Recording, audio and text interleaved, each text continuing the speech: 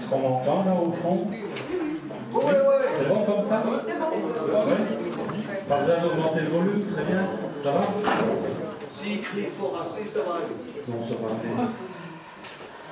Ok, donc je vous invite à prendre place. Prossimo zanimate miejsca.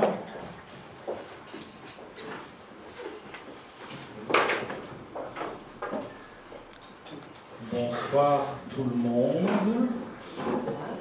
Tout le monde est là? Oui. Bonsoir tout le monde.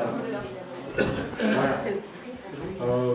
Très heureux de vous accueillir, mesdames et messieurs, chers membres, chers sympathisants, chers amis.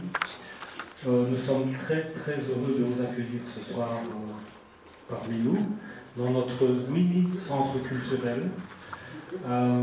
Mini-centre culturel qui a décidé de s'ouvrir un petit peu plus à Liège, en quelque sorte, et voilà, en vous proposant des activités diverses.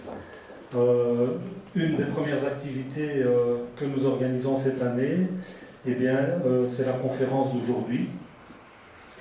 Nous avons la chance d'accueillir parmi nous le docteur Michailo Demet, qui vit en Ukraine, qui est né en Belgique, avec lequel nous avons été amis il y a longtemps, et nous sommes restés amis. C'est assez... le concours de circonstances a fait que ben voilà, on s'est connus quand on était jeunes, et puis on s'est un petit peu perdu de vue pendant pas mal d'années, et puis là on se retrouve, et dans des circonstances qu'on aurait préféré éviter évidemment, mais voilà. Et c'est très bien comme ça. Donc, merci Michel d'avoir accepté l'invitation et d'être parmi nous aujourd'hui. Michel Demet, il a été premier recteur de l'Académie théologique de Lviv, qui a été restaurée en 1994 et qui est devenue aujourd'hui l'Université catholique d'Ukraine, de Lviv, où il enseigne. Donc il est professeur là-bas. Il est archiprêtre, aussi mitré de l'église gréco-catholique ukrainienne. Donc vous savez qu'en Ukraine, enfin vous ne savez peut-être pas, en Ukraine nous avons ben, il vous expliquera ça beaucoup mieux que moi évidemment, mais il y a d'une part une partie de l'Ukraine qui est plutôt orthodoxe, et il y a une partie de l'Ukraine plutôt plus à l'ouest qui est catholique de rite byzantin. Voilà, catholique de rite byzantin, ça veut dire quoi? Ça veut dire que nous sommes catholiques, que nous reconnaissons l'autorité du pape, mais que nous avons tenu à conserver le rite tel qu'il était pratiqué, qui est toujours pratiqué par les orthodoxes. Donc il est aussi docteur en droit canonique oriental. Il a été, et je ne sais pas si tu as toujours ce titre, Michel, aumônier du Maïdan. Le Maïdan, c'était à l'époque de la Révolution orange. Donc Michel est allé là-bas, et il a là-bas, disons qu'il a mis à profit sa présence pour soutenir à sa façon ce qui se passait là-bas. Il faut savoir aussi que Michailo a comme beaucoup de prêtres ukrainiens, il est marié, il a des enfants. Et un de ses enfants a été tué à la guerre. Voilà, c'était au début de la guerre. Et donc, évidemment, nous sommes vraiment désolés, et nous sommes évidemment avec toi, Michailo, dans le deuil. Et donc, Michailo est aujourd'hui avec nous.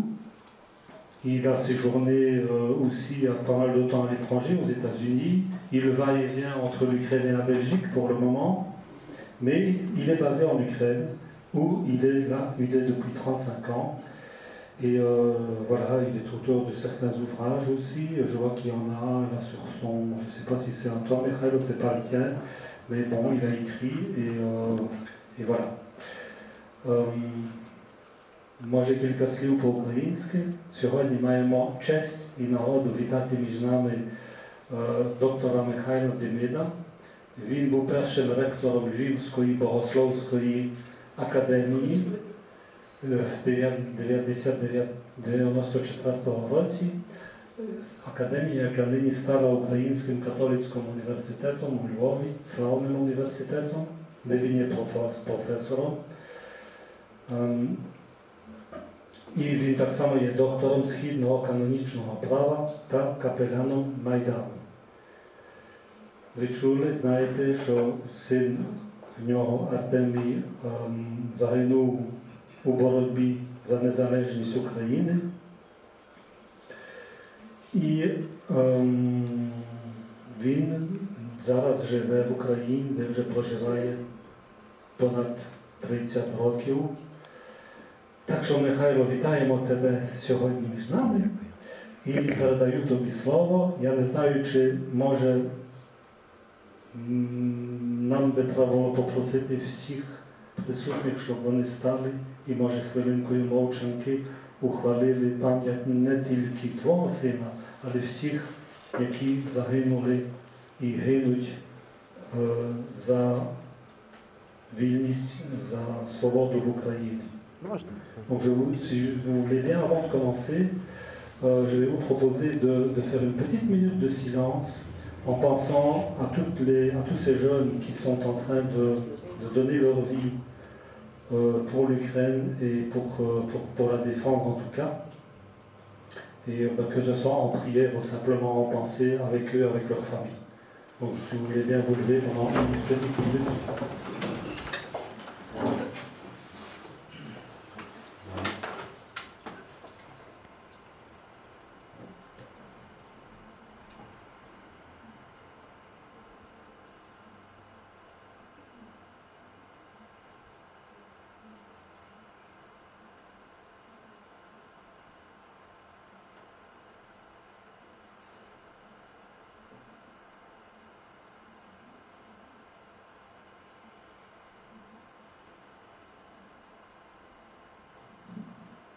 Merci beaucoup. Voilà, j'ai assez parlé. Je te donne la parole.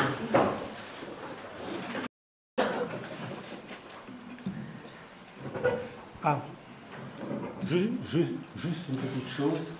Voilà, notre adresse mail, parce qu'elle va disparaître. Notre adresse mail, les personnes qui ne l'ont pas encore, n'hésitez pas à nous envoyer un petit message là-bas. On aura vos coordonnées. Et de cette façon-là, on pourra vous recontacter lorsqu'on fera d'autres activités ici ou ailleurs. Et de cette façon-là, voilà. Donc n'hésitez pas, vous la voyez, faites une photo si vous voulez.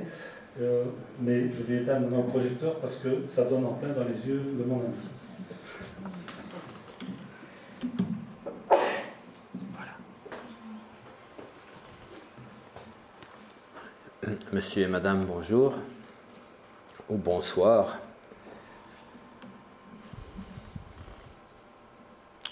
C'est le journal Le Monde qui m'a nommé aumônier du Maïdan. Mais c'était il y a plus de 10 ans. Aujourd'hui, nous avons une autre guerre. Mais sans Maïdan, il n'y aurait pas eu cette guerre. Ça veut dire, sans Maïdan, la Russie nous aurait occupés d'une autre manière. Et elle n'a pas pu le faire, elle ne pourra pas le faire, grâce au Maïdan et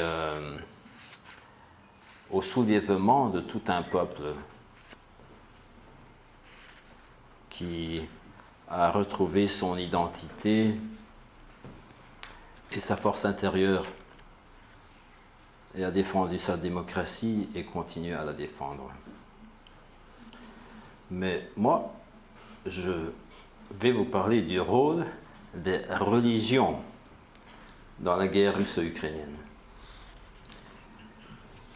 Au mois de mars de cette année, à l'université de l'Alberta au Canada, s'est déroulée une conférence internationale sur le thème « Religion et guerre en Ukraine ».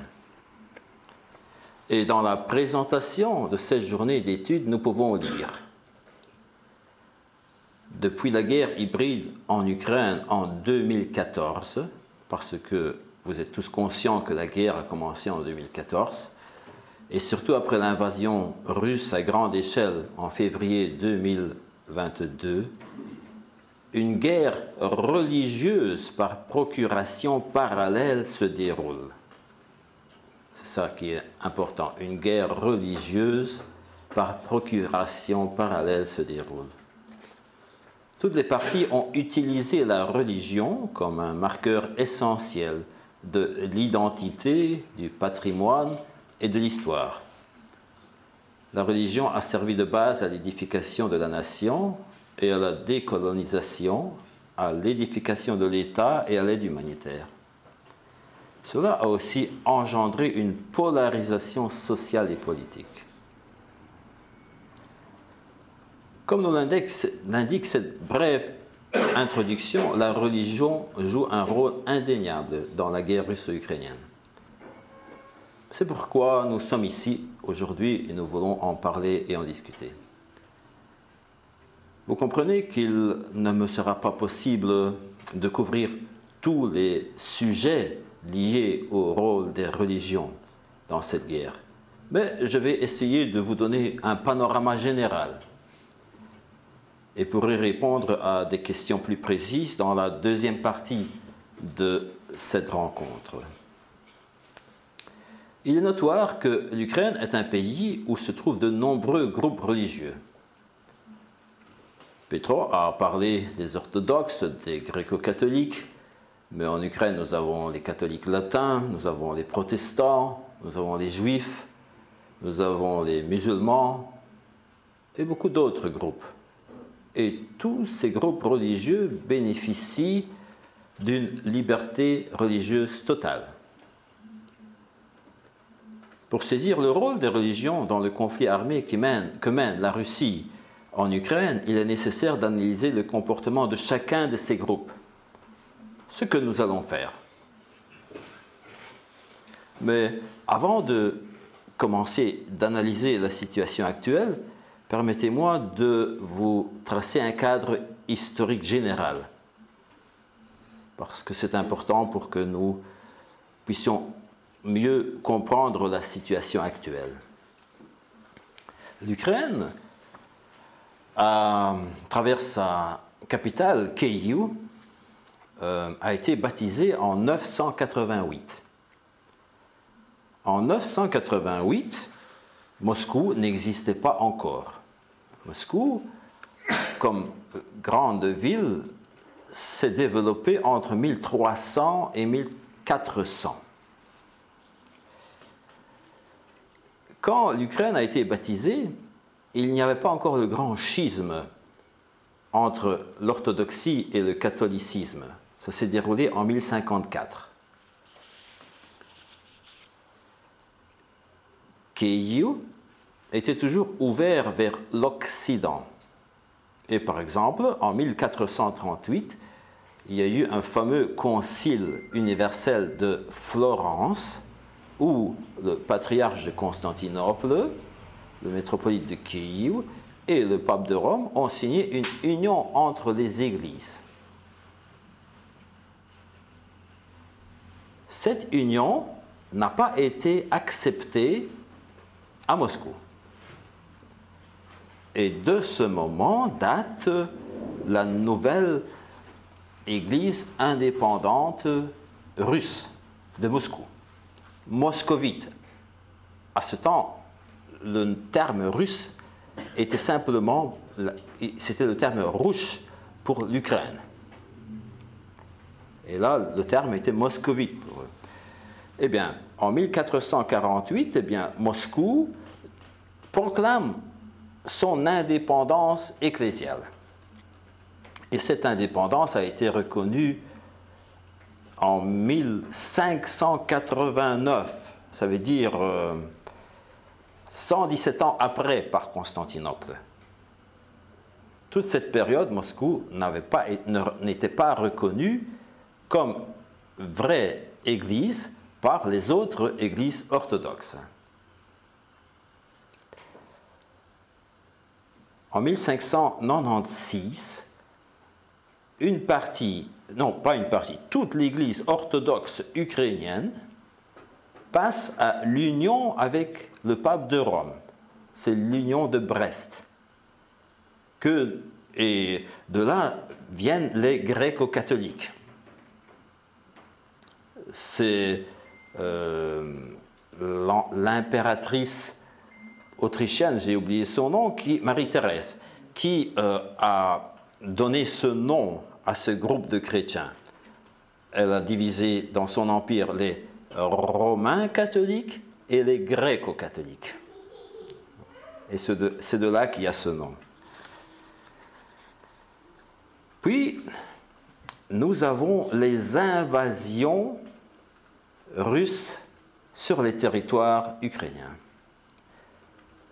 Et chaque invasion, cela voulait dire la liquidation sur ces places de l'Église gréco-catholique ukrainienne.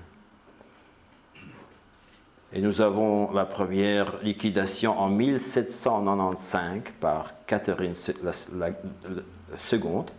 1839 à Polotsk par Nicolas Ier, 1875 par Alexandre II à Cholm et 1946 par Staline à Lviv. Ça veut dire que nous avons cette confrontation religio-idéologique depuis des siècles. Ce n'est pas une chose qui existe aujourd'hui. Et maintenant, dans les territoires occupés par la Russie, à Luhansk et à Donetsk, eh bien, l'Église gréco-catholique est interdite. Ça veut dire que ça continue. Ça continue. En 1991, nous avons le retour des gréco-catholiques sous Gorbatchev. Et dans les régions occidentales de l'Ukraine, il y avait 3 grands diocèses qui appartenaient à l'Église orthodoxe russe. Et ces 3 grands diocèses, en 3 mois, presque la totalité de toutes les paroisses ont switché, sont passées vers l'Église gréco-catholique.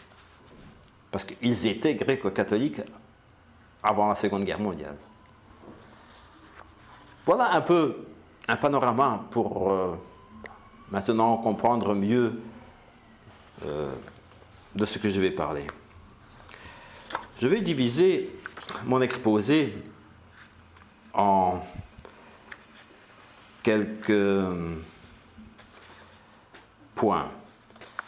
Les orthodoxes sur le plan universel, ça veut dire je vais parler du patriarche Cyril et du patriarche Bartholomée. Bartholomée, c'est Constantinople. C'est le patriarche suprême de tous les orthodoxes. Non. Puis je vais parler de l'orthodoxie russo-ukrainienne. Vous allez comprendre par après.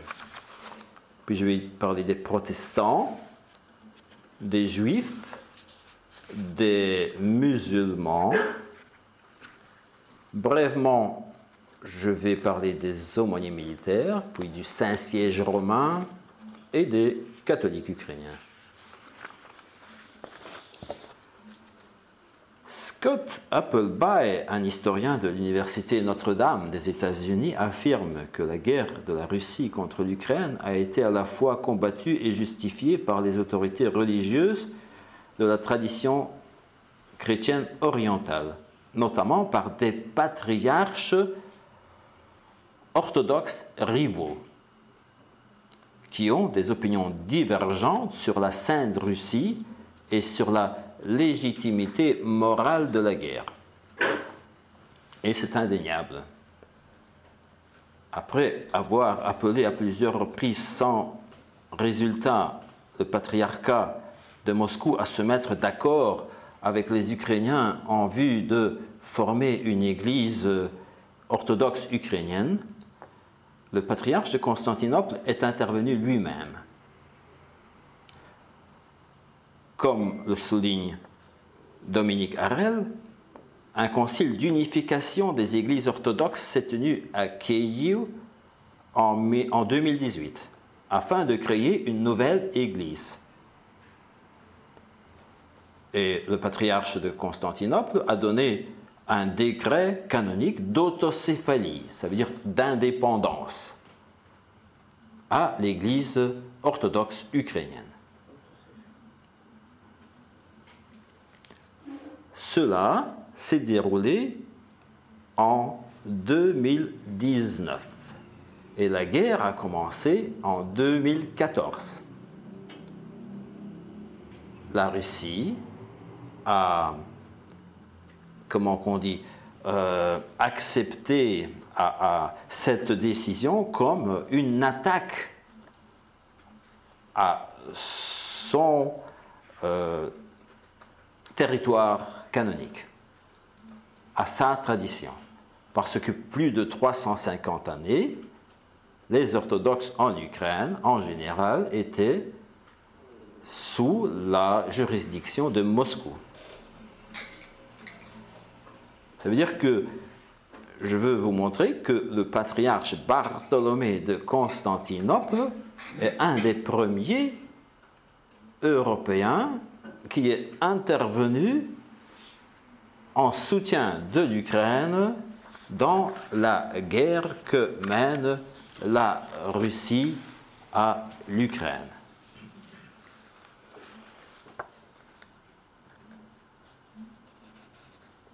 La guerre des églises ne peut se comprendre qu'à l'intérieur de ce paradigme de projection identitaire asymétrique.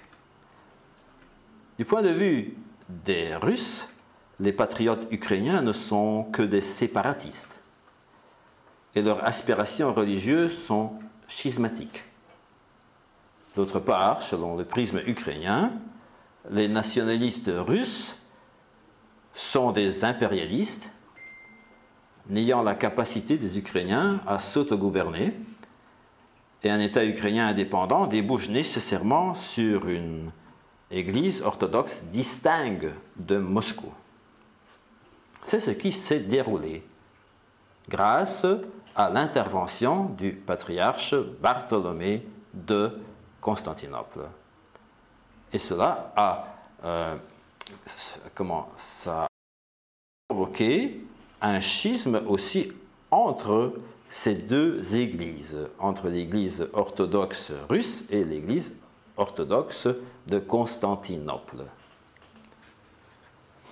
Aujourd'hui, l'Ukraine compte 3 grandes traditions orthodoxes. La première, c'est l'église ukrainienne orthodoxe du patriarcat de Moscou. La seconde, c'est cette nouvelle église orthodoxe ukrainienne. Et la troisième, c'est l'église gréco-catholique ukrainienne, qui est une église orthodoxe, mais qui, en 1596, a signé une union avec Rome. Mais les traditions, les liturgies sont totalement les mêmes.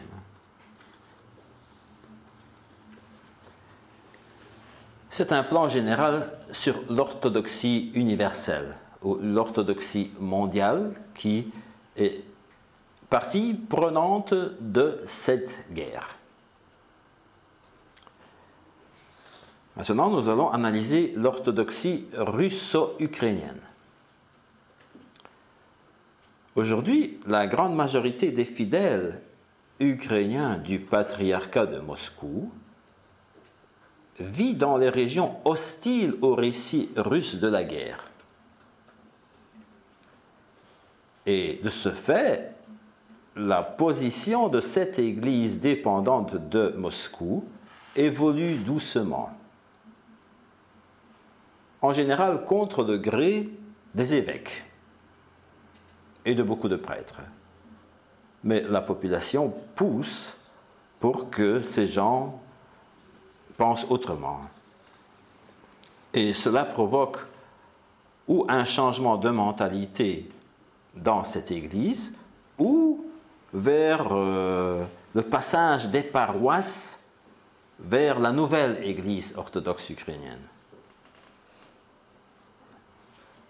les gens poussent à une reconsidération de l'allégeance pluriséculaire à l'orthodoxie impériale russe. Cependant, cette tendance est extrêmement lente en raison de l'endoctrinement constant des fidèles, que, soi-disant, le salut éternel ne peut être garanti que dans le patriarcat de Moscou. Et toutes les autres religions sont schismatiques et hérétiques à divers niveaux. Entre-temps, le patriarche de Moscou, Cyril, soutient totalement le régime de Poutine dans la guerre de la Russie contre l'Ukraine. Par exemple, le 6 mars de 2022, il dit « La civilisation... » il dit que il y a une mission spirituelle de la Russie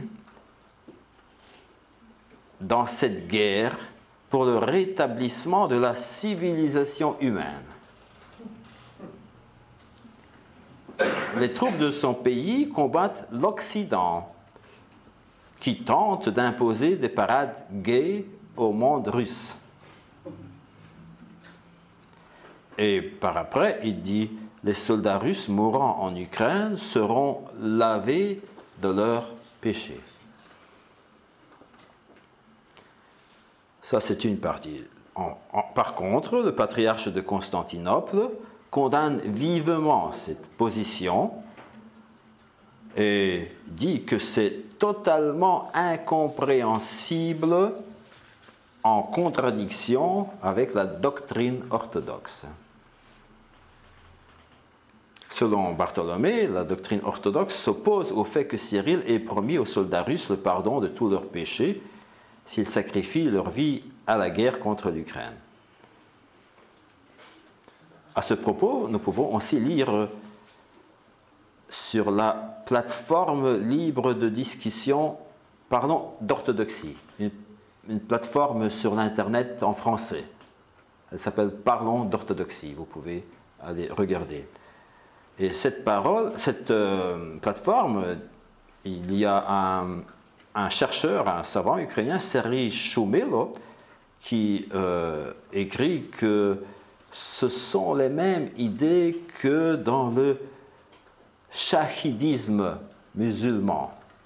Les idées du patriarche Cyril sont les mêmes que ceux qu'on entend chez les radicaux fondamentalistes du monde islamique, selon lesquels un guerrier, un moudjahid, tombé pendant la guerre avec les infidèles, durant le jihad, reçoit le pardon automatique de ses péchés et accède au paradis. Mais souligne M. Shumilo qu'il y a un problème, parce que la lutte de ces djihadistes est contre les infidèles et non contre ses propres co-religionnaires, ce qui est le cas de la Russie contre l'Ukraine, parce que le patriarche Cyril est le responsable suprême de l'Église orthodoxe ukrainienne du patriarcat de Moscou.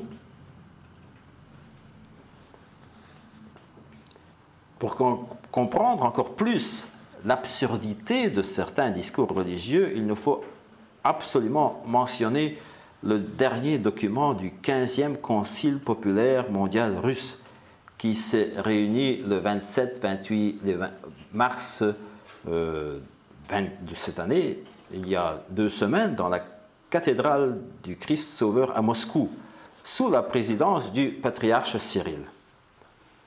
Si vous suivez un peu les actualités dans le monde, la Libre Belgique, eh bien, on en a parlé hier, avant-hier. Et Volodymyr Melnik, professeur de l'Université catholique d'Ukraine, souligne les idées suivantes de ce document. Il y a 4 points. Premièrement, la guerre d'agression de la Russie contre l'Ukraine, les meurtres et la terreur sont reconnus comme, je cite, lutte de libération nationale du peuple russe contre le régime criminel de Kiev et de l'Occident collectif qui le soutient. Second point, l'occupation du territoire de l'Ukraine est également justifiée par la théorie que le peuple russe, les armes à la main, défend sa vie, ainsi que son droit de vivre sur sa propre terre à l'intérieur des frontières de l'État russe unique. Troisième point, l'attaque de la Russie contre l'Ukraine est déclarée guerre sainte dans laquelle la Russie et son peuple, protégeant l'espace spirituel unique de la Sainte Russie, accomplissent la mission de gardien, protégeant le monde des assauts du mondialisme et de la victoire de l'Occident qui est tombé dans le satanisme. Et quatrième point, l'existence d'une Ukraine souveraine est déclarée impossible car, après l'opération militaire spéciale, l'ensemble du territoire de l'Ukraine moderne doit entrer dans la zone d'influence exclusive de la Russie. Voilà. Net et clair. De la part, pas simplement de M. Poutine, mais du patriarche Cyril qui représente l'Église orthodoxe russe et qui devrait regarder le monde comme le regard de Jésus-Christ. Mais ce n'est pas le cas. On pourrait espérer que l'Église orthodoxe ukrainienne du patriarcat de Moscou réagirait très fortement contre et critiquerait le patriarche Cyril. Mais on n'entend pas leur voix. Ce n'est pas le cas. On peut simplement lire que le Concile populaire mondial de Russie ignore les faits historiques et le contexte lié à la formation et au développement de la nation et de l'État ukrainien, et que l'affirmation selon laquelle c'est une guerre sainte est contraire aux principes fondamentaux de la morale chrétienne. Mais même cette faible réaction n'est pas présente sur les sites des diocèses de l'Église orthodoxe d'Ukraine. Et le métropolite Onufre, qui est le chef de cette église en Ukraine, continue à commémorer le patriarche Cyril durant les liturgies. Cette église, malheureusement, est anti-écuménique et compte le plus grand nombre de personnes appelées à rendre compte devant la justice ukrainienne pour collaboration avec l'ennemi. La diffusion des récits russes sur le Ruski Mir, le monde russe. Voilà un peu sur cette église russo-ukrainienne. Outre cela, en Ukraine, il y a aussi une autre église dont on a parlé, qui a été inaugurée il y a quelques années par le patriarche Bartholomé. Cette église s'appelle l'Église orthodoxe d'Ukraine. Nous n'allons pas parler de cette église parce qu'elle travaille bien et elle se positionne clairement avec les aspirations du peuple ukrainien. Les protestants. En Ukraine, il y a plus ou moins 1 200 000 personnes qui se disent de ces églises protestantes. Ça veut dire plus ou moins 2,4% de la population. Depuis le début de l'invasion russe, de nombreux protestants ont volontairement rejoint les rangs des défenseurs de l'Ukraine, prenant les armes. Pour prendre un exemple, en règle générale, l'Église des chrétiens de foi évangélique n'interdit pas à un chrétien de s'engager dans la guerre russo-ukrainienne. De plus, elle soutient les défenseurs de l'Ukraine et donc respecte tous ceux qui ont choisi la voie d'un guerrier. Un de leurs fameux pasteurs, Mikhailo Panochka, dit nous ne pouvons pas rester à l'écart. Quand certains payent de leur sang et de leur vie, il est inadmissible que des croyants se cachent. Nous sommes intégrés à notre société. La réalité militaire expose toujours au maximum les positions de croyance. C'est le cas en Ukraine. Lors de l'invasion russe à grande échelle, de nombreux protestants qui étaient des partisans du pacifisme en temps de paix prennent conscience que leur pacifisme est inacceptable dans une guerre juste pour la défense et la libération de leur pays. En conséquence, les prières pour la victoire de l'Ukraine dans la guerre russo-ukrainienne sont de plus en plus fréquentes parmi les communautés protestantes. Parce qu'au début, on priait pour la paix, pour la fin de la guerre. Mais maintenant, on a changé de motif de prière et on prie spécifiquement pour la victoire de l'Ukraine sur l'agresseur russe. Les Juifs. Selon la professeure Maria Suprinska-Nahum de Odessa, la guerre a renforcé les liens entre les Juifs d'Ukraine et la société ukrainienne dans son ensemble. De Juifs, il y en a assez peu en Ukraine, on en compte plus ou moins 50 000. En raison du conflit armé, il y a eu un changement de langue parmi les Juifs, qui en général étaient russophones, certains d'entre eux passant à l'ukrainien dans le secteur public. Le rabbin Meir Stambler de Dnipro dit « La guerre aujourd'hui est pour l'indépendance de l'Ukraine. J'ai des amis et des étudiants au front qui se battent pour l'Ukraine. Je me bats aussi. » Comme l'a dit Zelensky, chacun est sur son propre front. Je dors environ 3 heures par jour, je travaille même le Shabbat, je décroche le téléphone, je réponds. C'est une situation qui m'arrive pour la première fois de ma vie. En expliquant cette guerre, le rabbin continue. C'est un combat pour la justice, pour la vérité, pour la foi. L'Ukraine assume l'impact du monde. Nous pensons que c'est une période qui change tout. Ce qui se fait actuellement est difficile. C'est comme donner naissance à un enfant. Mais un nouveau monde est né. Il convient aussi de dire que de nombreux Juifs ont quitté la Russie après le début de la guerre en Ukraine. Et ceci à cause de leur désaccord avec la politique impérialiste, guerrière et répressive menée par la Russie à l'égard de l'Ukraine.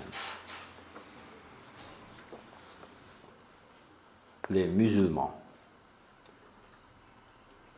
On compte plus ou moins 1 million de musulmans en Ukraine, dont 700 000 dans les territoires occupés de Crimée et du Donbass.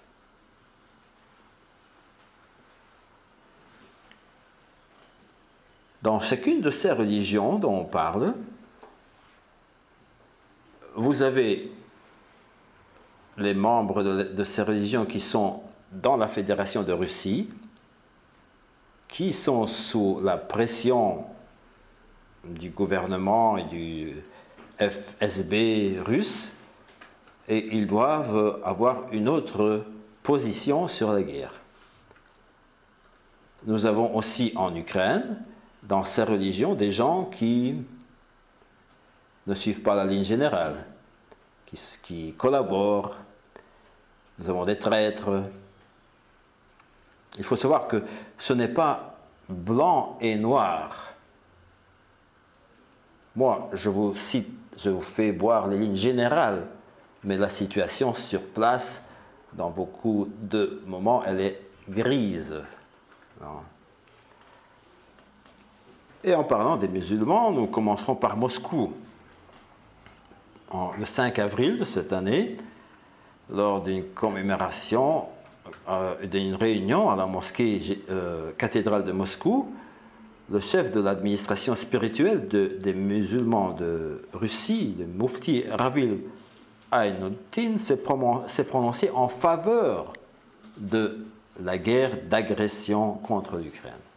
Il dit, nous, le peuple russe, sommes obligés de mener une opération militaire spéciale pour protéger l'intégrité souveraine de notre pays, afin que nous ne soyons pas menacés ni par le nazisme, ni par le fascisme, contre lesquels nos grands-pères se sont battus.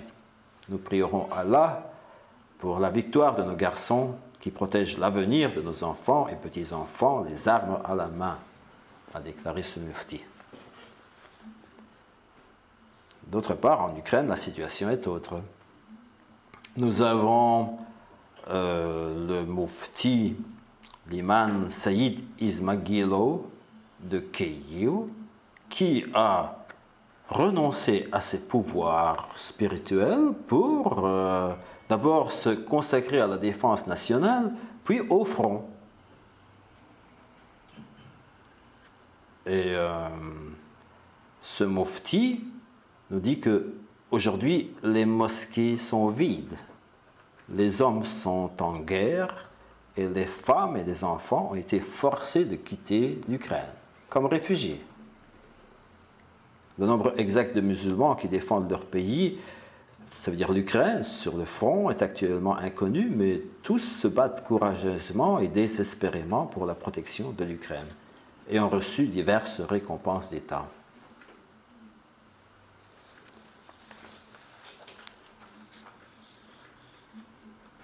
Nous avons déjà passé la moitié de cet exposé. Nous avons encore 3 thèmes. Un tout petit thème, les aumôniers militaires, et puis il y a le Saint-Siège de Rome et les catholiques. Depuis 2021, l'aumônerie militaire est une profession qui existe officiellement en Ukraine. La tâche principale de l'aumônier est de soutenir l'esprit des militaires à la guerre et à l'arrière, d'être proche, d'écouter, de prier, de motiver et d'inspirer sur le bon chemin. Pour le soldat, il s'agit d'avoir le calme et la paix intérieure.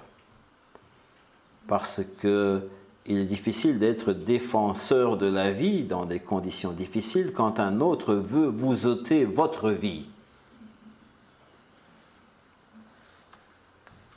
Il y a peu d'aumôniers militaires. Il existe 738 postes d'aumôniers et il en manque 494.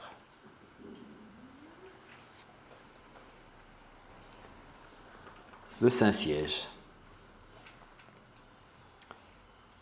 À la suite de l'invasion à grande échelle de l'Ukraine, le pape François et d'autres responsables du Vatican ont exprimé leur proximité envers l'Ukraine et la Russie, soulevant des critiques des 2 parties belligérantes. Il est essentiel de comprendre la position du Saint-Siège sur la guerre. Je ne la défends pas, mais je veux que vous compreniez. Dans le cadre de sa neutralité et de son impartialité traditionnelle, le Vatican repose sur l'article 24 du traité du Latran de 1929, signé quand l'État du Vatican a été fondé. Il y a eu un traité entre l'Italie et le Saint-Siège et ils ont signé un tel document. Néanmoins, il est à noter que la neutralité du Vatican aujourd'hui est autre que celle des prédécesseurs de ce pape. Ce pape est sud-américain et ses prédécesseurs étaient européens. Et le pape François cherche à décentrer l'Occident et à promouvoir une vue du monde multipolaire, où la Chine, la Russie sont vus comme des contrepoids à l'OTAN et à l'Occident. Une telle compréhension de la neutralité n'est pas la bienvenue en Ukraine, car elle ne différencie pas nettement l'agresseur et la victime, et peut effacer les perspectives de médiation du Vatican. À ce sujet, il est intéressant d'écouter l'avis d'un fameux théologien orthodoxe, Kirill Hovorun, qui dit que le pape peut passer d'une rhétorique à une autre en appelant, par exemple, Poutine servant de messe du patriarche Cyril, et par après en demandant à l'Ukraine de lever le drapeau blanc. Ce théologien orthodoxe dit: le pape comprend ce qui se passe en Ukraine, mais il formule ses connaissances dans le cadre auquel il est habitué. Il s'est formé dans le contexte de ce que nous appelons le Sud global. Et c'est très important pour comprendre la pensée du pontife. Chez lui, pour ainsi dire, il y a une lutte interne entre différentes visions du monde et différentes optiques. Mais il est important de comprendre, selon Hovorun, le pape est notre allié, instable, imprévisible, mais un allié. De plus, il est notre principal appui dans les pays du Sud. Il est très écouté là-bas. Nous luttons sur le front mondial des idées. Voilà la conclusion de Hovorun. Et en ce sens, notre guerre est mondiale. Il est primordial de travailler sur ce front sans envisager une victoire rapide.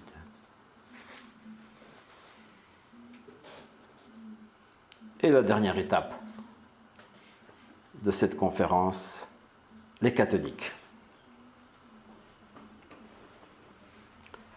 Le 31 mars de cette année, dans le message Pascal Urbi et Orbi, le Saint-Père François, rappelant la guerre en Israël, en Palestine, en Ukraine, a appelé à un échange total de prisonniers entre la Russie et l'Ukraine, tous pour tous.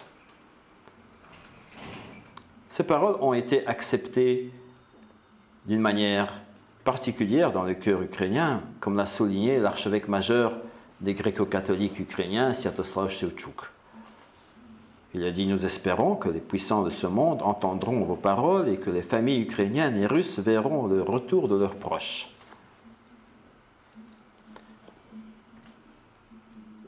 En Ukraine, vous le savez, il y a deux églises catholiques. Il y a l'église gréco-catholique et il y a l'église latine, qui dans le temps était une église polonaise, mais maintenant les jeunes gens sont ukrainiens et leurs prières sont en ukrainien. Ces deux églises ont clairement mentionné dès le début du conflit qui est la victime, le peuple ukrainien, et qui est l'envahisseur, la Fédération de Russie. Ce qui n'était pas et n'est pas toujours le cas pour tous les centres religieux du monde.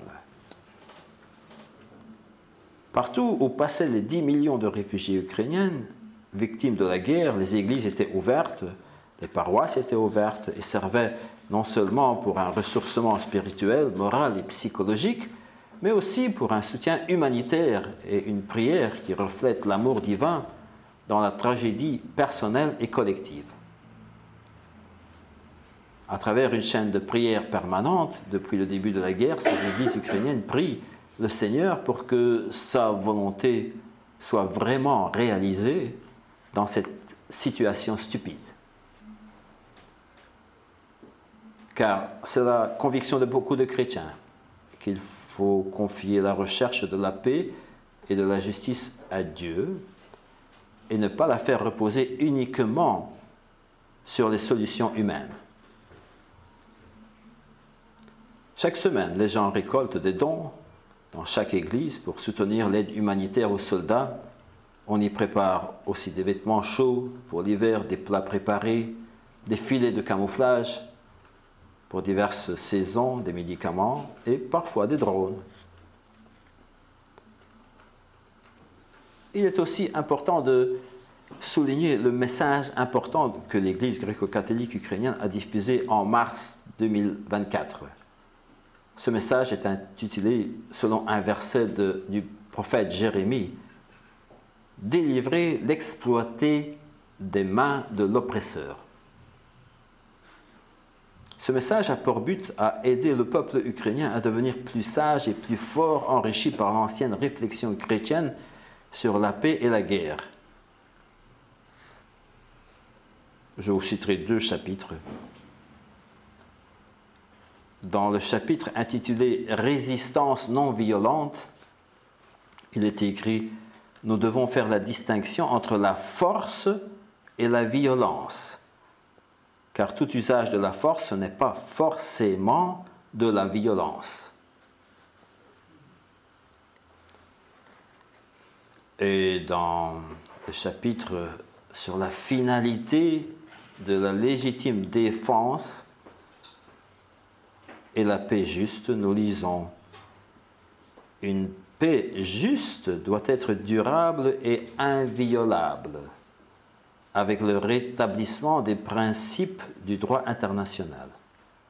Elle implique non seulement la défense de l'agresseur et la restauration de l'intégrité territoriale de l'Ukraine, mais aussi des mesures visant à rétablir les relations correctes entre l'Ukraine et la Russie et à guérir les blessures causées par la guerre.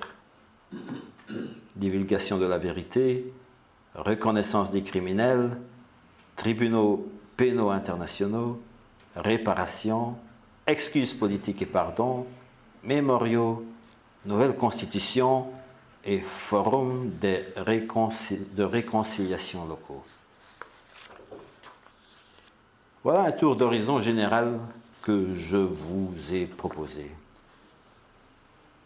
Il existe de nombreux autres aspects à explorer sur le rôle des religions dans la guerre menée par la Russie en Ukraine.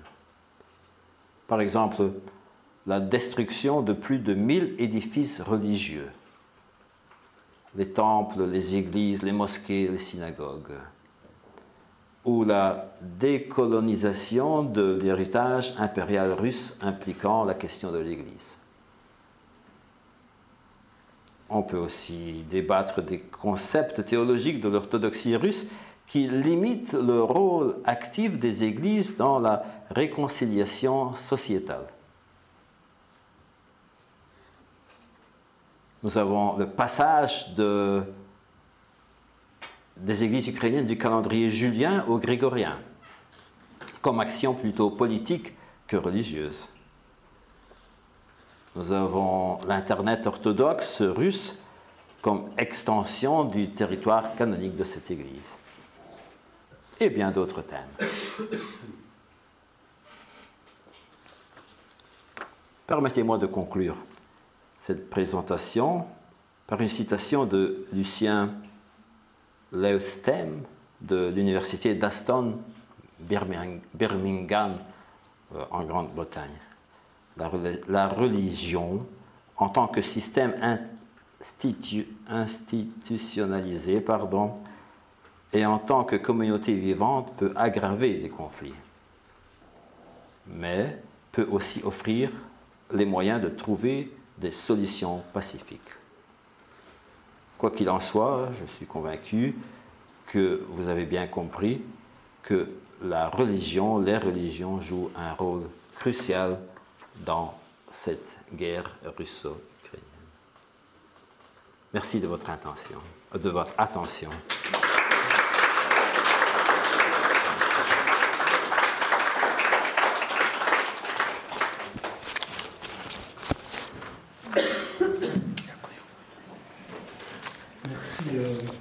Merci docteur Denis, merci Père Mikhailo, merci mon ami. Voilà, maintenant, donc, je remercie effectivement Michel Mikhailo, qui nous a peut-être ouvert les yeux sur certains aspects qui étaient très loin de nos pensées, mais voilà, merci de l'avoir fait. Et n'hésitez pas maintenant, l'heure est aux questions, aux discussions. Et donc allez-y, sentez-vous libre de poser toutes les questions ou de faire toutes les remarques qui vous semblent intéressantes. Je suis sûr que Michael ou Michel aura une réponse à vous fournir. Voilà, n'hésitez pas, levez-vous, levez la main, voilà. Peut-être le micro. Merci. Deux questions. Dans les villages, nous avons de la famille dans les villages. Quel est le rapport et quelle est la convivialité entre les orthodoxes ukrainiens et les gréco-catholiques? Je sentais, moi, dans les villages, on est allé à des mariages qui avaient une tension terrible. Ça, c'est la première. La deuxième, s'il vous plaît, que se passe-t-il vraiment sur le terrain à la Laura? Est-ce qu'on les a mis en prison? Est-ce qu'on les a évacués? S'il vous plaît. Merci. Voilà. Bien.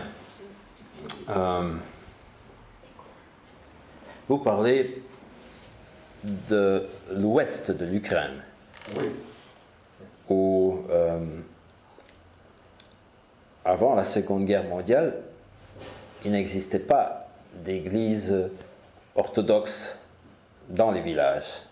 Il n'y avait que l'église gréco-catholique ukrainienne. Durant le temps soviétique, eh bien, en 1946, l'église gréco-catholique a été liquidée et tous leurs avoirs ont été illégalement donnés à l'église orthodoxe russe. Et de ce fait, toute une ou deux générations de villageois sont allés dans cette église et ont été endoctrinés par les idées qu'aujourd'hui on appelle du monde russe. Et où on leur disait entre autres que, en dehors de l'orthodoxie liée à la Grande Russie, il n'y a pas de salut. En 1991, 3 éparchies russes ont été, ça veut dire les gens sont passés chez les gréco-catholiques, mais dans les villages, eh bien, il y a eu des villages où tout le village est passé. Il y a d'autres villages où il y a une petite mini-guerre qui s'est soulevée entre les partisans d'une et d'autres idées. Et c'est resté comme ça jusqu'à aujourd'hui. Et il y a une troisième solution, ça veut dire que la communauté qui avait moins de fidèles, moins de partisans, se construisait une seconde. Et maintenant, dans les villages, là où les prêtres sont intelligents, tout marche bien. Mais là où le prêtre suscite la suspicion contre les autres les membres de l'autre communauté, eh bien, les pauvres villageois se disputent. Mais maintenant, avec la guerre, eh bien, ça change. Ça veut dire parce qu'on est conscient qu'on doit être unis pour lutter contre ce monde russe. Au sujet de la Laure de Kyiv, eh bien, vous savez que les lieux de culte en Ukraine sont la propriété de l'État. Ce n'est pas la propriété de l'Église. Et l'État n'a pas signé un nouveau contrat avec l'Église orthodoxe ukrainienne du patriarcat de Moscou. C'est tout simplement cela. Et bien sûr, on peut interpréter que c'est une affaire religieuse. Ce n'est pas une affaire religieuse, c'est une affaire idéologique. Et maintenant, est-ce que tous les moines qui appartenaient à l'église russe sont partis? Non, tous ne sont pas partis. Est-ce que la police les expulse par la force? Non, on ne les expulse pas par la force. Et pour le moment, la grande majorité des locaux sont vides. Dans quelques locaux, on a donné quelques locaux à l'église orthodoxe ukrainienne, la nouvelle église, hein. Mais dans une grande partie encore, il y a des membres de l'église orthodoxe ukrainienne du patriarcat de Moscou. En vous remerciant pour la clarté et l'intérêt de votre présentation, je voulais vous poser une question. Vous avez parlé des orthodoxes ukrainiens, mais qui restent sous le patriarcat de Kirill. Sait-on plus ou moins où ils se situent? Sont-ils dans les territoires occupés ou du côté de l'Ukraine libre, entre guillemets? Merci. L'église orthodoxe ukrainienne du patriarcat de Moscou est présente dans sur tout le territoire ukrainien. Sur tout le territoire ukrainien. Il y a des oblasts, des provinces où ils sont beaucoup plus nombreux, et il y en a d'autres où non. Mais ça veut dire que dans la part de l'Ukraine occidentale, eh bien, ils sont peu nombreux. C'est plutôt une présence artificielle. Non. Mais ça veut dire que vous devez vous imaginer la frontière qui existait entre l'Ukraine, qu'on appelait l'Ukraine Livoberezhna et Pravoberezhna. Ça veut dire la rive gauche et la rive droite de l'Ukraine. Cette frontière existait durant plus de 300 ans. D'une part, il y avait l'Empire russe, et d'autre part, il y avait la Pologne, l'Autriche. Oui. Et là où passe cette frontière, cette ancienne frontière qui n'existe plus depuis un siècle presque, eh bien là passe la frontière religieuse. De l'autre partie, eh bien, en général, ce sont que des églises du patriarcat de Moscou. Ils sont plus de 10 000, ces paroisses, mais plus ou moins 1000 paroisses sont passées déjà à la nouvelle église. D'autres non, les autres non, parce qu'il y a un pressing très fort de la part de l'épiscopat de cette église. Mais d'autre part, il faut savoir que la population dans toute l'Ukraine, dans les fidèles de cette église revendiquent une nouvelle approche du discours qui se fait dans ces églises qui devrait être un discours patriotique ukrainien. D'accord, merci.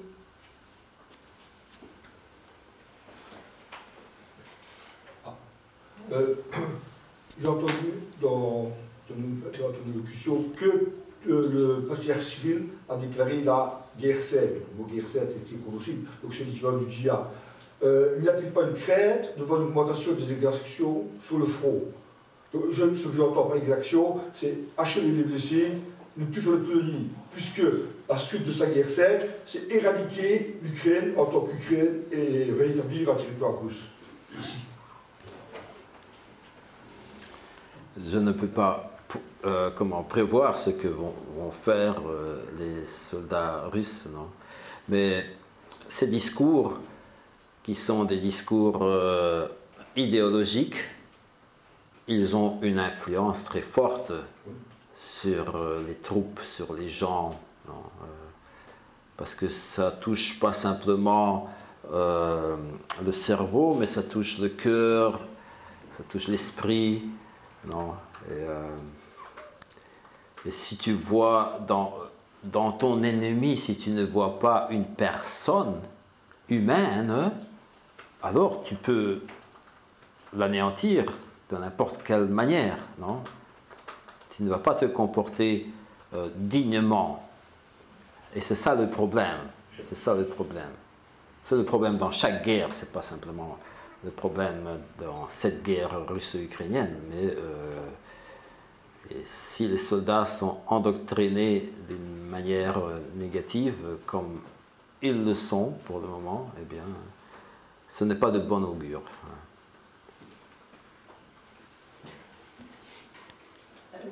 Entre l'Église orthodoxe et les gréco-catholiques, quelles sont les grandes différences théologiques, s'il y en a? À part, je sais, le rattachement à Rome pour les hommes. Selon la théologie catholique, il n'y a aucune différence entre les orthodoxes et les catholiques, sauf la juridiction du pape de Rome. Et les orthodoxes et les catholiques reconnaissent le pape de Rome comme l'évêque suprême, le pontife suprême de tous les chrétiens. Sauf que les orthodoxes disent qu'il n'a pas de juridiction, il n'a pas de pouvoir, et les catholiques disent oui, il a un pouvoir. Non.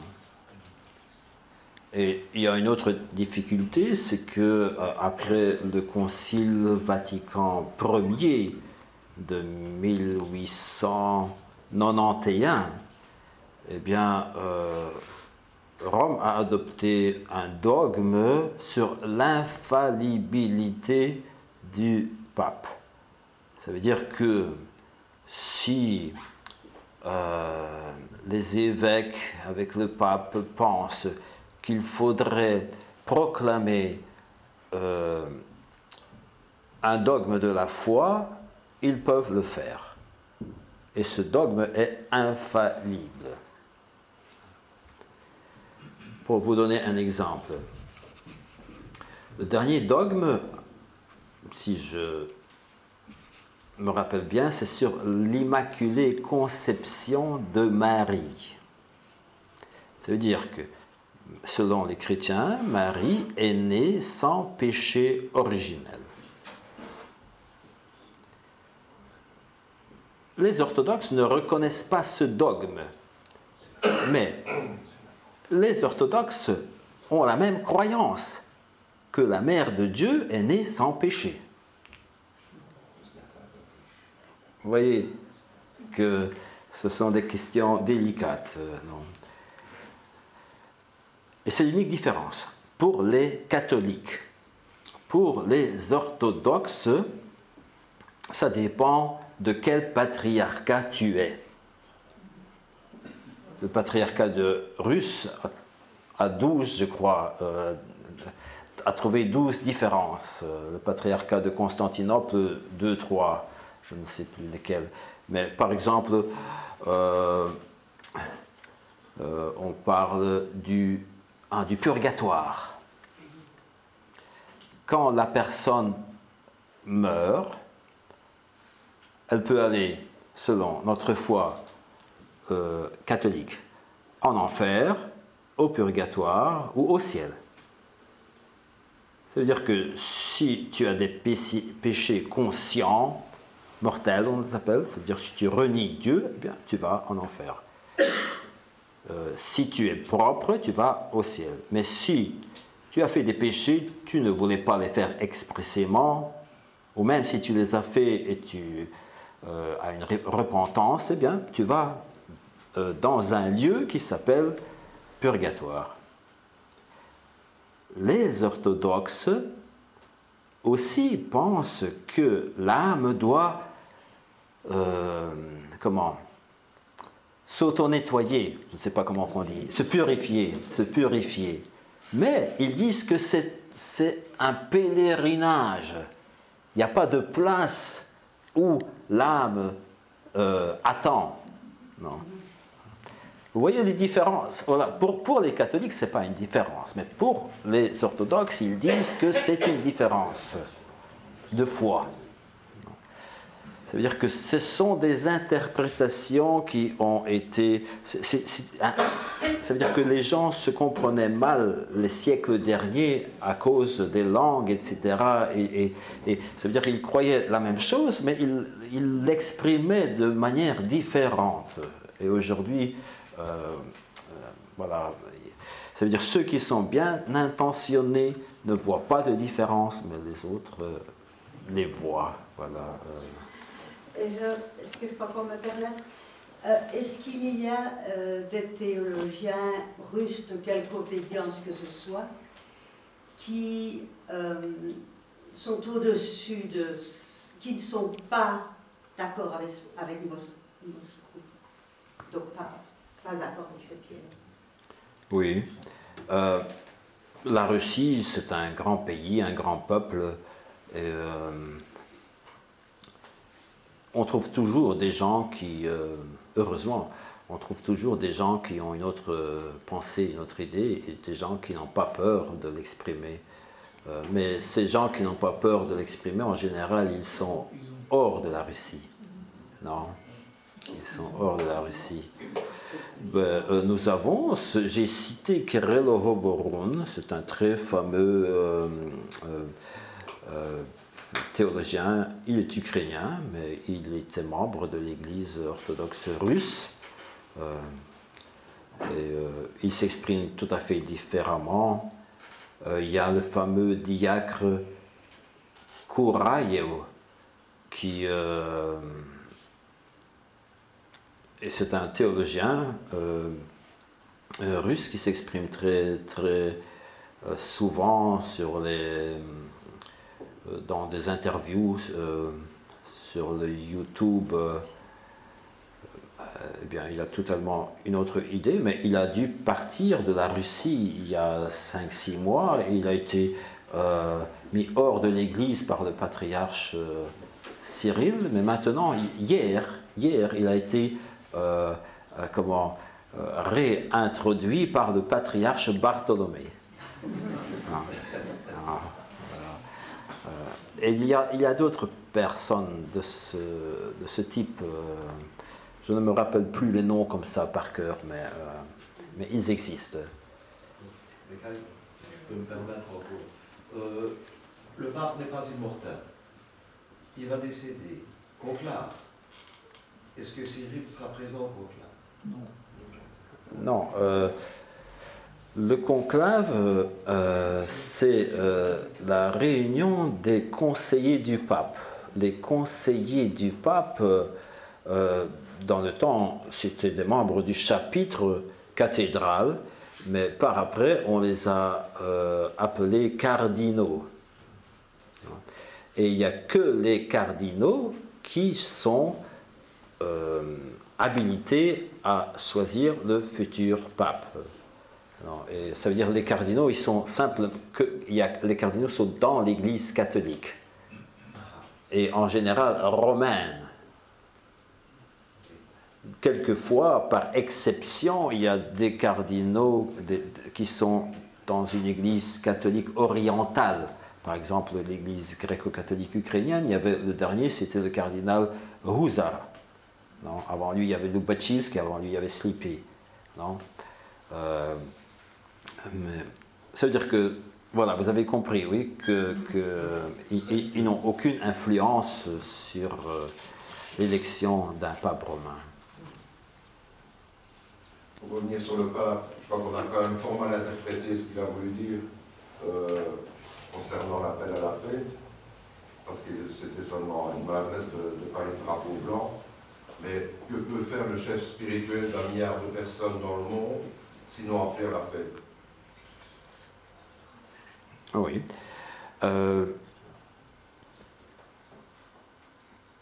Les Ukrainiens demandent au pape de nommer le mal mal, le bien bien. Il l'a fait au départ. Il a condamné l'agression russe. Oui, c'est ce que nous demandons. Non, J'ai dit dans mon exposé, j'ai cité ce théologien orthodoxe qui dit que le pape est notre allié, mais que nous ne le comprenons pas toujours, et que ce pape, c'est pas lui qui le dit, c'est moi qui le dis, les papes précédents, eh bien, ils donnaient presque pas d'interview aux journalistes. Non.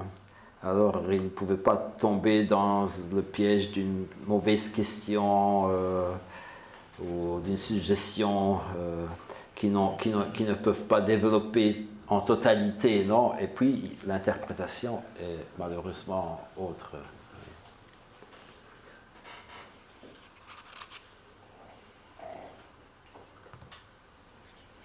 Est-ce que vous connaissez l'église du Laveu, Nevski, le père Alexandre? Pardon? Est-ce que vous connaissez l'église du Laveu, l'église orthodoxe ici à Liège? Ah non. C'est une église orthodoxe ukrainienne? Russe. Qui dépend depuis 2000... Rue du Laveu. Depuis 2013, qui dépend de Moscou. Avant, elle dépendait de l'ensemble des églises orthodoxes. Et puis elle est passée... Ah, ils sont passés sous la juridiction de Moscou. Il y a une dizaine d'années, sous la coupe de l'église de Moscou. Et je pose la question parce que le père Alexandre qui est là est d'origine ukrainienne, puisqu'il est de Poltava. Et je me demandais ce que ça implique au niveau... Comment cette église est financée finalement? Par quoi? Comment elle vit? À partir du moment où elle dépend de Moscou. Je peux répondre. Ben, je vous en prie. Je peux répondre pour le diocèse de Liège. Cette église est une église qui dépend en fait théoriquement du patriarcat de Moscou, mais qui relève de l'archevêque Jean de la rue d'Aru.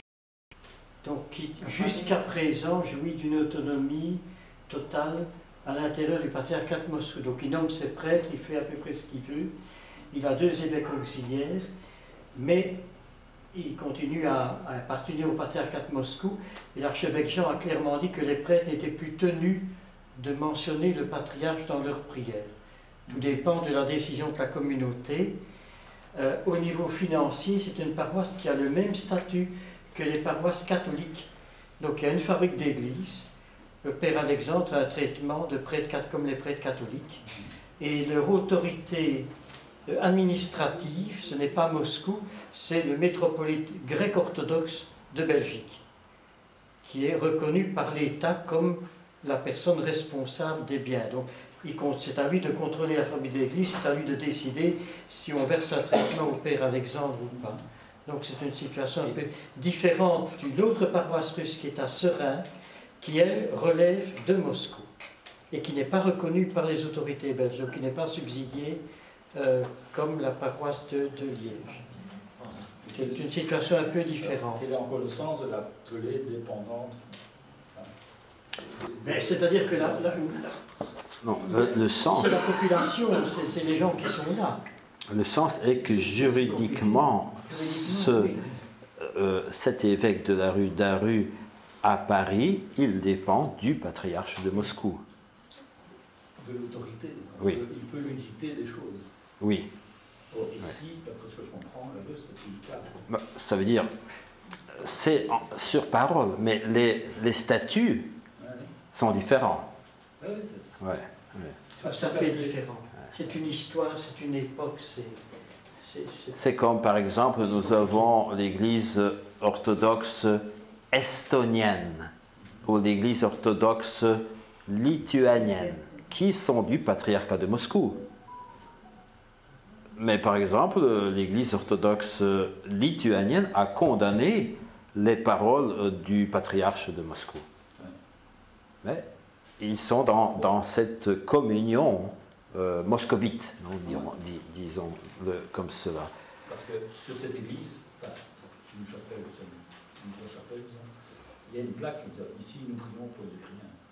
Écrit dans le Ah oui, oui. Parce qu'il y a des fidèles, en fait, Père Alexandre a des fidèles orthodoxes ukrainiens arrivant en Belgique, sont allés là-bas.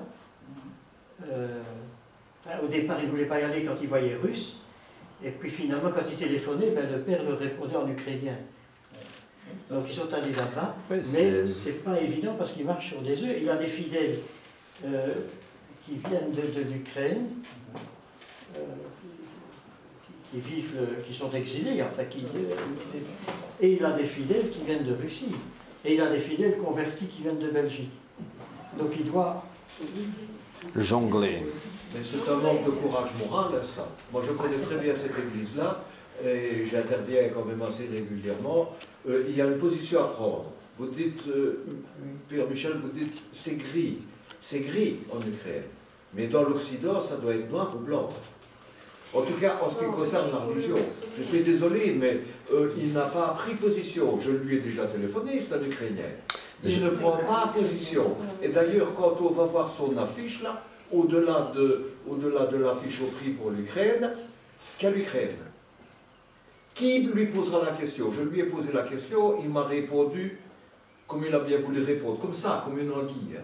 Un peu la politique russe dans le monde entier. Des anguilles, partout. Il sabote les chemins de fer, il sabote l'Internet, il sabote les élections, et lui, prier pour la Russie. Hélène, ma femme, a aussi un cas à Spa, où on a voulu éjecter, elle va peut-être s'exprimer, on le chasse par la porte, il revient par la fenêtre. Que ce soit en politique ou... Voilà. Excuse-moi, mais c'est bien que... Avec le PRIC. C'est bien. Qu'ils prennent position. il faut lui demander. Mais ça veut dire que toutes ces structures, elles font partie de ce que nous appelons le monde russe.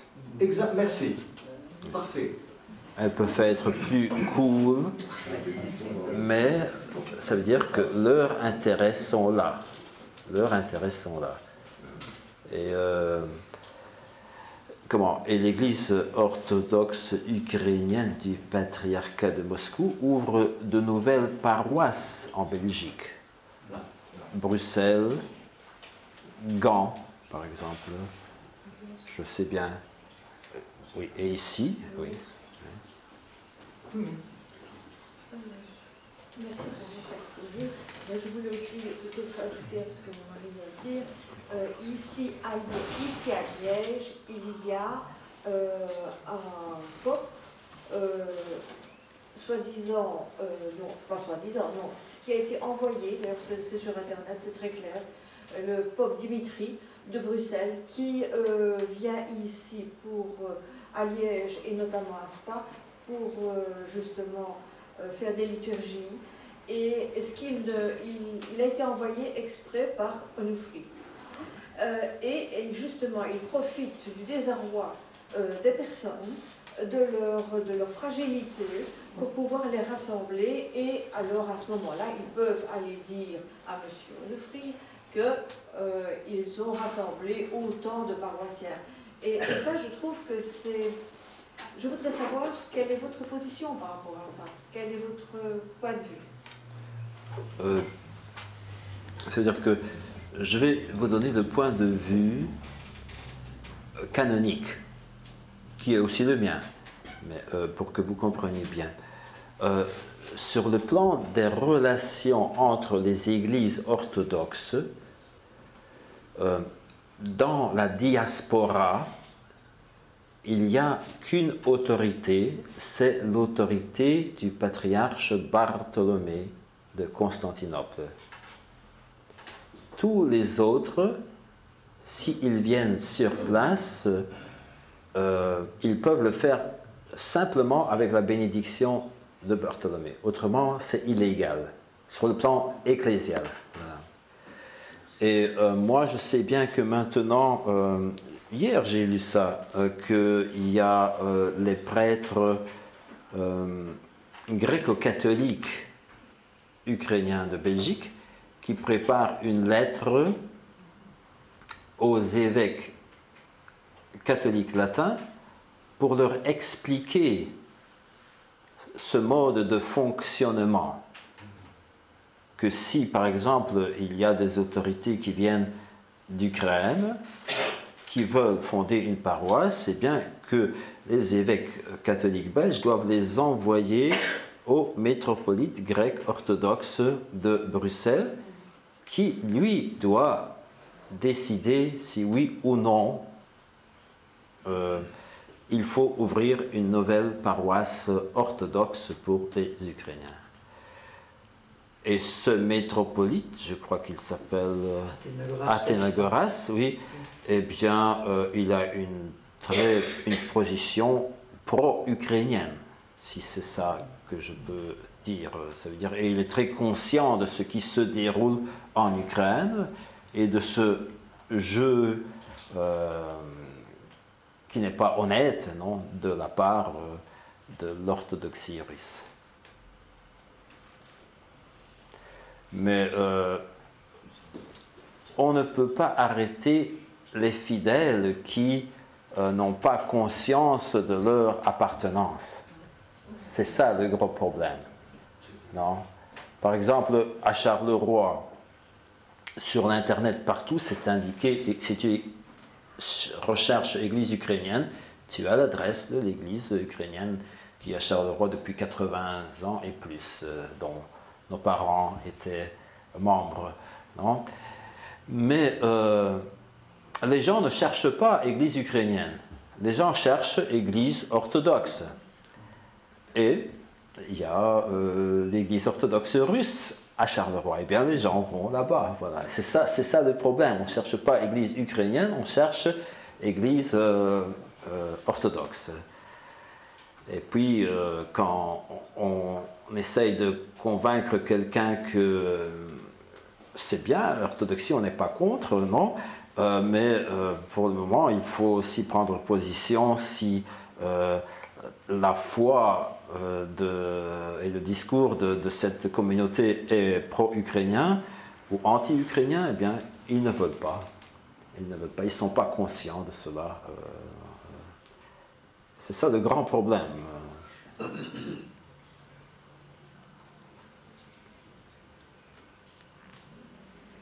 Et l'Église orthodoxe grecque, comment est-ce qu'elle se situe officiellement?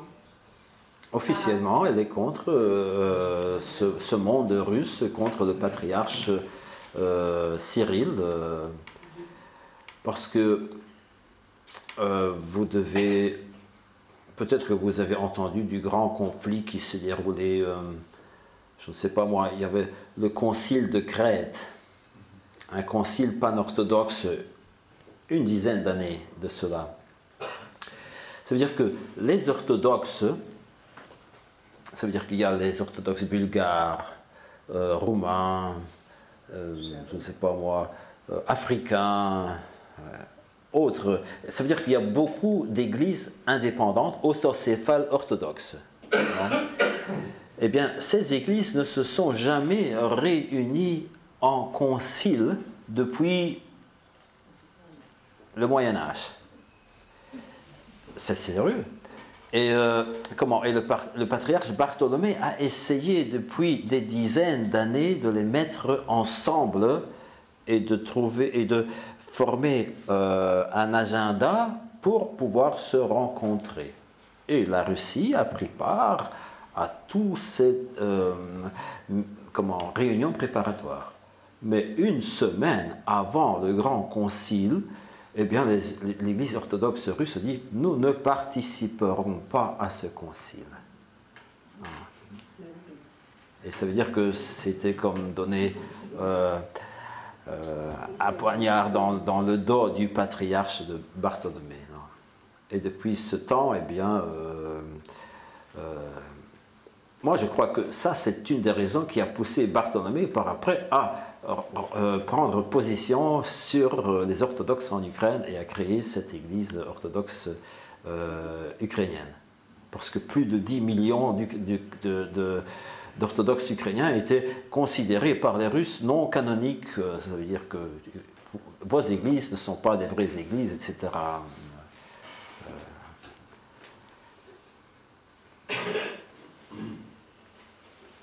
Une question que j'aurais peut-être dû poser, enfin, il n'est pas là, poser à mon ami Derevianko. Enfin, comme il n'est pas là, je vous pose la question. Il existe évidemment, que vous n'avez pas mentionné, Ukrainska Pravoslavna Autokefalna Tserkva, qui a été créée, je pense, au Canada, aux États-Unis, il y a quelques années.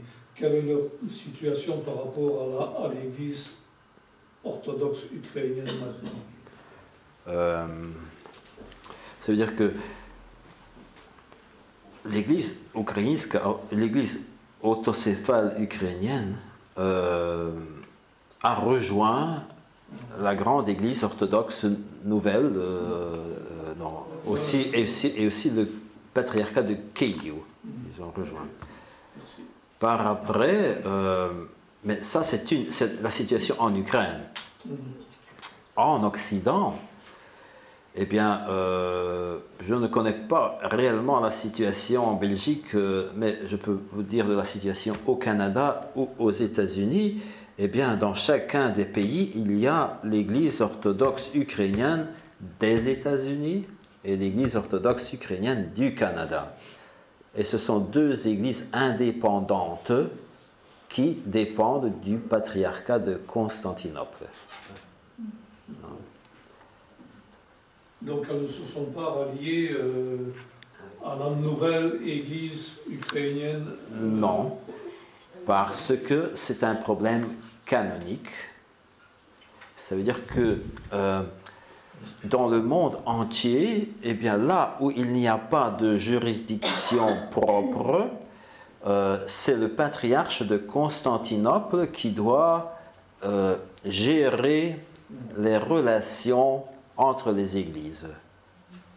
Et comme, par exemple, s'il y a et même par exemple en Belgique ou dans n'importe autre pays, et bien même s'il y a une paroisse ukrainienne, d'une manière ou de l'autre, elle devrait dépendre du patriarche Bartholomée. Mais c'est la même chose, c'est les catholiques.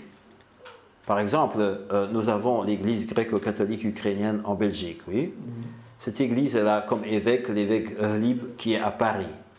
Mais l'évêque Hlib, il dépend du Saint-Siège romain.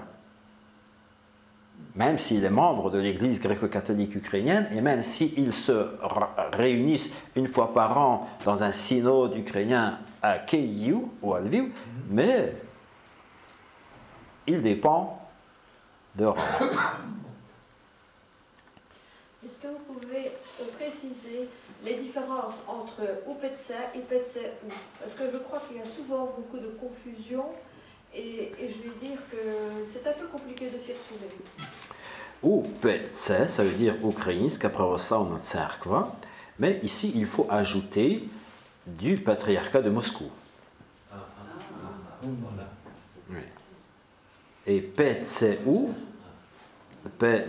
ça veut dire Pravoslavna Tserkva Ukraine, l'église orthodoxe d'Ukraine. C'est cette nouvelle église qui a été fondée sur la base de l'église autocéphale et du patriarcat de Kiev le 6 janvier 2019. Et maintenant, pour le moment, ça veut dire selon le patriarche Bartholomée, ça veut dire le plus haut patriarche des orthodoxes, c'est cette église qui est l'unique église orthodoxe légitime en Ukraine. Le PCU, ça veut dire l'église orthodoxe ukrainienne du patriarcat de Moscou, elle peut exister, mais ça veut dire qu'elle n'a pas de droit canonique d'être en Ukraine. Ça veut dire par exemple, le métropolite, c'est le métropolite habitant à Kiev. Ce n'est pas le métropolite de Kiev. Le métropolite de Kiev, c'est comment il s'appelle comment s'appelle le métropolite de Kiev? Comment? Je cherche, mais je ne retrouve pas. Il est relativement jeune. Hein, oui. Bon, je vais trouver, ça va venir. Voilà. C'est très compliqué, vous voyez, tout ça, c'est très compliqué. C'est une lutte d'influence, c'est une lutte religieuse, idéologique, culturelle, politique, économique. Ça veut dire qu'il y a très beaucoup d'intérêts en jeu. Et il faut savoir que l'Église, le PCU, l'Église orthodoxe ukrainienne du patriarcat de Moscou, est en place en Ukraine depuis 350 ans. c'est pas si facile de changer la mentalité des gens en premier lieu. Il paraîtrait que justement l'église Upetse, donc Onufli, aurait plus de finances pour pouvoir créer des projets comme envoyer par exemple des POP à l'extérieur pour aller un peu coloniser les autres pays et que justement Pravoslavna Cerkva Ukraine, eh bien, elle n'aurait pas les mêmes moyens. Ah oui, parce que le UPC, c'est une église appartenant à Moscou. Et Moscou finance. C'est très clair, ça veut dire. Mais PCU, elle est financée par personne. Parce que ici dans la région, ici rue du Laveu, l'église vient d'être complètement rénovée là-bas à l'extérieur. Moi je vois qu'à Serein, eh bien, il y a un projet de construction assez important pour faire justement une nouvelle église orthodoxe. Et voilà, maintenant je peux mieux comprendre que voilà, il y a une grosse différence notamment au niveau du financement. Ah oui, oui. Je sais bien qu'à Bossu, dans le Hainaut, eh bien, dans le temps, il y avait une église autocéphale ukrainienne qui, par après, n'a plus existé. Elle est restée, mais elle n'était plus pratiquée. On ne pratique plus dans cette église. Et ce métropolite grec, son nom Athénagoras, la renouvelle pour les Ukrainiens. Oui. C'est-à-dire que ça dépend de la juridiction. Ça s'appelle juridiction. Ça veut dire Onufri ou PCU, ça veut dire Moscou. Non. En étant ukrainien, mais Moscou. UPC, pardon. C'est UPC ou PCU? Ah ouais. Vous voyez, ça veut dire qu'en Ukraine, presque chaque semaine, on entend qu'une paroisse du UPC est passée au PCU. Mais une évolution très lente. Je voulais savoir si dans les autres pays orthodoxes, il existe l'église uniate comme gréco-catholique en Ukraine. Est-ce que ça existe par exemple en Bulgarie, en Géorgie, là où il y a la majorité des populations orthodoxes? Est-ce qu'il y a des églises qui réunissent le côté catholique et orthodoxe? C'est une question. Deuxième question, est-ce qu'on peut imaginer un jour unification entre l'église gréco-catholique ukrainienne et PCU? Oui. Oui, ça veut dire que, par exemple, en Serbie, il y a l'éparchie qui s'appelle Krjevačka éparchie. Il y a une autre éparchie, éparchie ça veut dire diocèse. Il y a une éparchie à Novi Sad. Il y a en Macédoine, la République de Macédoine, il y a une éparchie aussi gréco-catholique. En Roumanie, il y a 5 ou 6 éparchies. En Bulgarie, il y en a une. Ça veut dire que oui, au Liban, en Irak, il y a des églises gréco-catholiques, arabes, mais gréco-catholiques. Oui. Ça veut dire que ça existe, oui, il y a beaucoup, il y en a assez. Je ne sais pas le nombre de toutes ces églises gréco-catholiques, de tous ces diocèses gréco-catholiques, mais ils existent dans le monde orthodoxe. Les meilleures relations sont au Moyen-Orient, entre les orthodoxes et les gréco-catholiques. Ils ont même des églises communes où ils ne célèbrent pas ensemble, mais il y a les uns qui célèbrent, les autres célèbrent. Il y a beaucoup de mariages mixtes, il y a beaucoup de prières communes. Oui. Vous voyez, l'unique différence entre les orthodoxes et les uniates, les gréco-catholiques, c'est le pape de Rome. Ça veut dire si le patriarcat de Constantinople, le patriarche Bartholomée, pourra trouver une voie de rencontre, non, je sais pas, avec le pape de Rome, eh bien, on pourra arriver à cette solution. Mais sans cela, non. Ça veut dire que, parce que nous sommes, les Grecs, moi je suis gréco-catholique, nous sommes identiques aux orthodoxes, mais simplement nous avons cette unique différence. Et moi, quand j'étais étudiant à Rome, eh bien, on me demandait de quelle religion je suis. Je disais, je suis orthodoxe en union avec Rome.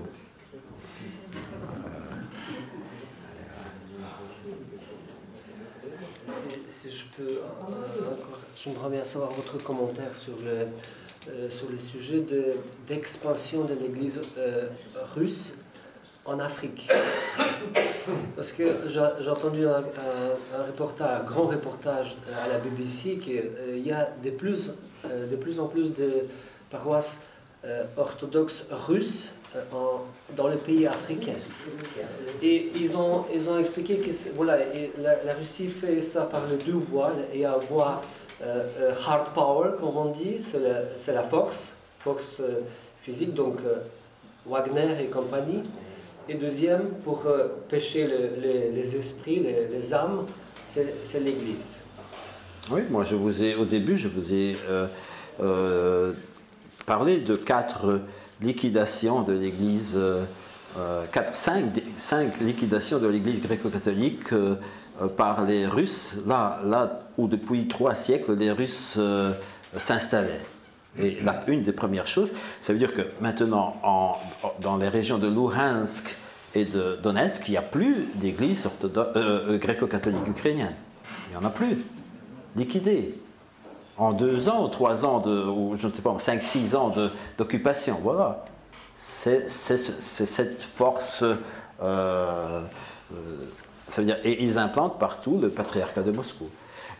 Et pas simplement entre les catholiques, mais ça veut dire que dans ces régions occupées, eh bien, l'Église, même en Ouvry, il n'a plus de juridiction. Ils ont pris leur éparchie et les ont reliés directement à Moscou. Et en Afrique, vous dites oui, l'Afrique devient russe. Je ne sais pas dans quel pays aujourd'hui j'ai lu où la France, où ils ont renvoyé la France et les États-Unis. Mali. Non, pas le Mali, c'était un autre pays. Mais le Mali aussi. Eh bien, aujourd'hui, eh bien, c'est écrit que des cargos avec des armes russes viennent d'être délivrés à ce pays. Et en parlant d'église, là où arrive l'armée russe, là arrive l'église russe. Depuis des siècles, c'est depuis des siècles et en Afrique, eh bien, ils ont nommé 2 évêques contre l'avis du patriarche des chrétiens africains, patriarche orthodoxe. Et ce patriarche orthodoxe a suspendu cet évêque. Mais eux, ils continuent. Et chaque semaine, sur l'Internet, vous pouvez voir des vidéos de publicité, que fait cet évêque, l'aide humanitaire de Russie qui vient, etc. Non, ils utilisent l'Église comme force idéologique pour expandre les idées du monde russe. Le monde russe, qui, selon eux, est, comment qu'on dit ça, Triyedeni. Comment Dieu est dans la Trinité. Oui, il y a la Trinité. Eh bien, le monde russe, c'est aussi la Trinité. Parce que c'est les grands Russes, les petits Russes et les Russes blancs. Les grands Russes, c'est la Russie, les petits Russes, c'est les Ukrainiens, et les Russes blancs, c'est les Biélorusses. Alors,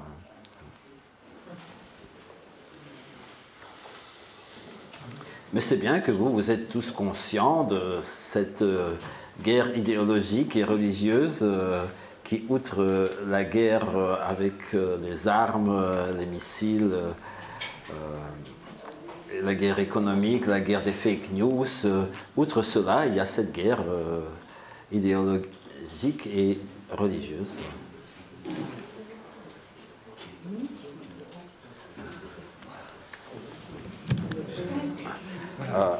À la fin, je voudrais... Voilà. Donc, merci beaucoup. Merci Mikhailo. Merci à vous tous d'avoir été présents ce soir. J'espère que voilà, le niveau était un petit peu... On a eu des explications parfois simples, parfois un petit peu complexes, mais j'espère que ça aura ouvert l'esprit à chacun d'entre nous. Voilà, le sujet était intéressant.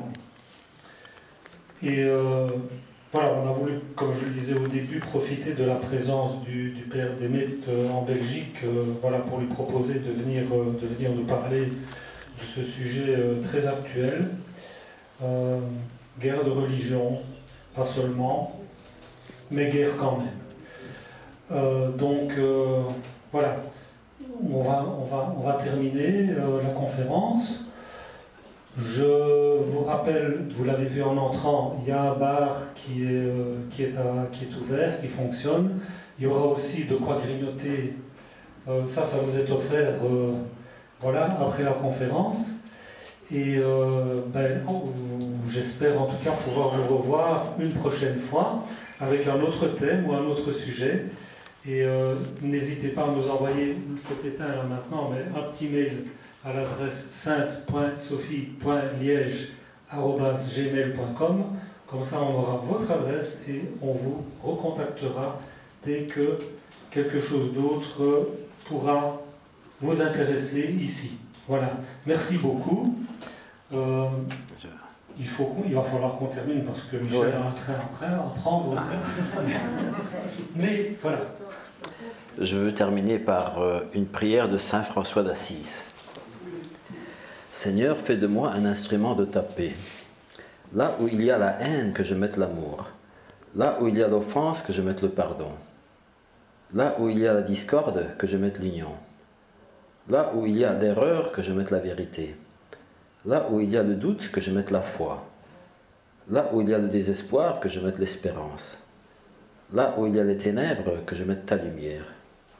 Là où il y a la tristesse, que je mette la joie. Ô Seigneur, que je ne cherche pas tant à être consolé qu'à consoler, à être compris qu'à comprendre, à être aimé qu'à aimer. Car c'est en donnant qu'on reçoit, c'est en s'oubliant qu'on trouve, c'est en pardonnant qu'on est pardonné, c'est en mourant qu'on ressuscite à l'éternelle vie. Amen. Voilà, ça sera la fin. Ne partez pas trop vite. N'oubliez pas qu'il y a de quoi grignoter et de quoi boire un petit coup à côté. Merci Michel.